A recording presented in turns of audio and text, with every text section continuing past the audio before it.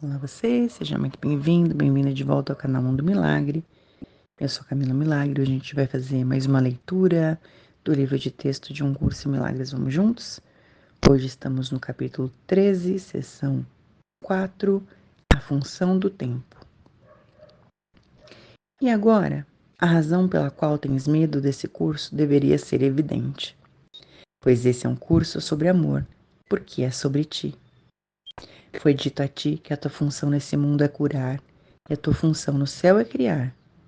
O ego ensina que a tua função na terra é a destruição e que não tens nenhuma função no céu.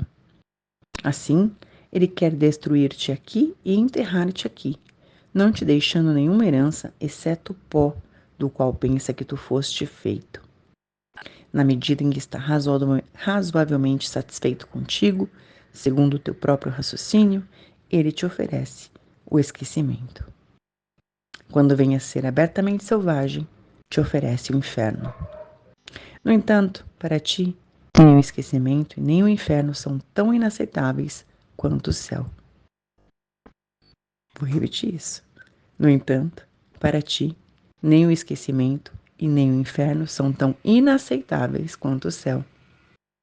A tua definição de céu é inferno e esquecimento, e pensas que o céu real é a maior ameaça que poderias experimentar, pois inferno e esquecimento são ideias que inventaste, e estás inclinado a demonstrar a sua realidade para estabelecer a tua.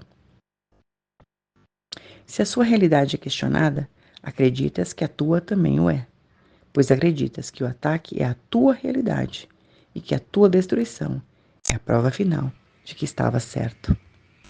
Nessas circunstâncias, não seria mais desejável estar errado, mesmo a parte do fato de que estavas errado?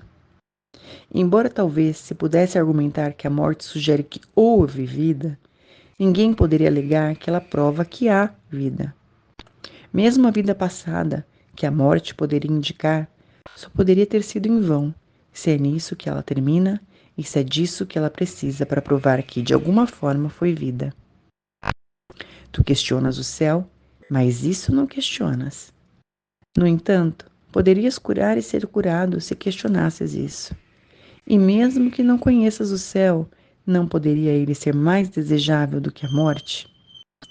Tens sido tão seletivo no teu questionamento quanto na tua percepção. Uma mente aberta é mais honesta do que isso. O ego tem uma estranha noção de tempo, e é com essa noção que poderias começar o teu questionamento.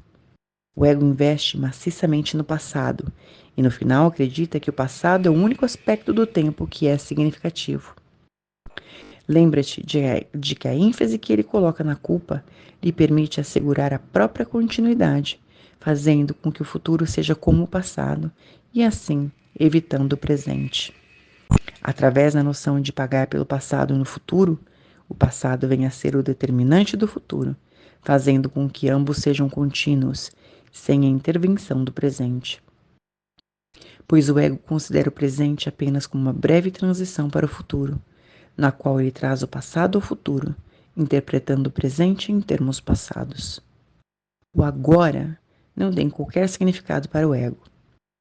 O presente apenas lembra a ele feridas passadas, e ele reage ao presente como se fosse o passado. O ego não pode tolerar a liberação do passado, e embora o passado já esteja acabado, o ego tenta preservar sua imagem, respondendo como se ele estivesse presente. Ele dita as tuas reações àqueles que encontras no presente a partir de um ponto de referência passado, obscurecendo a sua realidade presente para ti. Com efeito, se seguires os ditames do ego, reagirás ao teu irmão como se ele fosse outra pessoa, e isso, com certeza, te impedirá de reconhecê-lo como ele é. E receberás mensagens do teu irmão saídas do teu próprio passado, porque ao fazer com que ele seja real no presente, estás te proibindo de deixar que ele se vá. Assim, negas a ti mesmo a mensagem de liberação que todo irmão te oferece agora. É precisamente das figuras sombrias do passado que tens que escapar. Elas não são reais e não têm nenhuma influência sobre ti, a não ser que as tragas contigo. Elas carregam as manchas de dor na tua mente, orientando-te para atacar no presente em vingança de um passado que já não existe. E essa decisão é uma decisão de dor futura.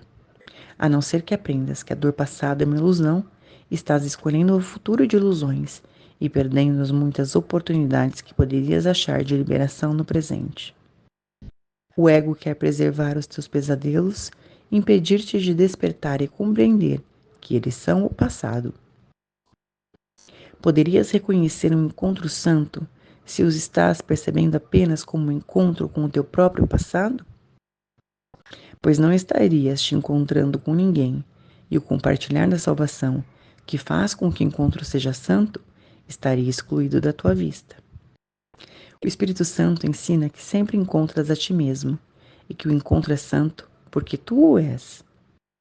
O ego ensina que sempre encontras o teu passado, e porque os teus sonhos não foram santos, o futuro não pode ser santo, e o presente é sem significado. É evidente que a percepção que o Espírito Santo tem do tempo é exatamente oposta do ego. A razão disso está igualmente clara, pois eles percebem a meta do tempo de maneiras diametralmente opostas. O Espírito Santo interpreta o propósito do tempo como o de tornar a necessidade do tempo desnecessária. Ele considera a função do tempo como temporária, servindo apenas a função dele de ensinar, que é temporária por definição. A ênfase dele, portanto, recai sobre o único aspecto do tempo que pode se estender até o infinito, pois o agora é a noção mais próxima de eternidade que esse mundo oferece. É na realidade do agora, sem passado ou futuro, que está o começo da apreciação da eternidade, pois só o agora está aqui, e só o agora apresenta as oportunidades de encontros santos nos quais se pode achar a salvação. O ego, por outro lado, considera a função do tempo como a de estender a si mesmo no lugar da eternidade, pois assim como o Espírito Santo, o ego interpreta a meta do tempo como a sua própria. A continuidade do passado e do futuro, sob a sua direção, é o único propósito que o ego percebe no tempo, e ele abole o presente de tal forma que nenhuma brecha em sua própria continuidade possa ocorrer. A sua continuidade, portanto, iria manter-te no tempo, enquanto o Espírito Santo iria libertar-te do tempo. É a interpretação dele do meio da salvação que tens que aprender a aceitar, se quiseres compartilhar da meta dele de salvação para ti. Tu também irás interpretar a função do tempo do mesmo modo como interpretas a tua. Se aceitas a cura como tua função no mundo do tempo, enfatizarás somente o aspecto do tempo no qual a cura pode ocorrer. A cura não pode ser realizada no passado. Ela tem que ser realizada no presente para liberar o futuro. Essa interpretação liga o futuro ao presente e estende o presente ao invés do passado. Mas se interpretas a tua função como destruição, perderás de vista o presente e apegar-te-ás ao passado para assegurar um futuro destrutivo. E o tempo será como tu interpretas, pois por si mesmo ele não é nada. É interessante como essa lição essa leitura, conversa com a lição que a gente gravou hoje, a 184, e sobre todos os lugares em que a gente tem mantido personalidades ao longo do tempo, para tornar tudo tão real e justificável que não tem como a gente se destrancar se a gente simplesmente não olhar para isso, se a gente simplesmente não olhar para as coisas como elas estão e deixá-las ir, porque não é real. O texto diz que o agora, nesse momento em que a gente vive, nessa realidade, é a única percepção mais próxima da eternidade, porque só o agora existe, porque só agora é o lugar de sermos todos um. O passado não é a criação do futuro. O passado é passado e o agora é a criação do futuro. Então, o que a gente está escolhendo agora para a nossa vida é o que vai criar o futuro. E logo em seguida, essa escolha se torna passado. Sobre ela não há mais nada que fazer. Então, o que se requer para a gente permitir e ficar disposto à eternidade e liberar o tempo como a nossa realidade? Que poderia ser possível se estivéssemos apenas sendo o ser filho de Deus que nós somos e deixássemos de lado as personalidades, os nomes que demos às coisas. E é uma reflexão muito grande e é uma proposta grandiosa e é uma escolha se abrir a isso. Então, o que a gente pode escolher agora, que vai criar um futuro de unidade para todos, cada um de nós. Vamos juntos? E a gente se encontra, então, na nossa próxima leitura. Um forte abraço e até lá.